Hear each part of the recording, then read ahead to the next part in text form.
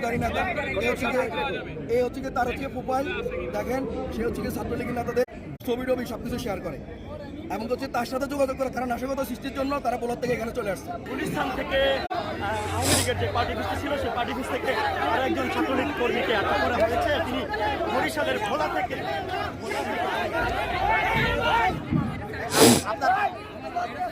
আপনার ফোনে কি পেয়েছে? আপনার ফোনে কি পেয়েছে? আপনার ফোনে কি পেয়েছে? আপনার মোবাইল ফোনে কি পেয়েছে তারা?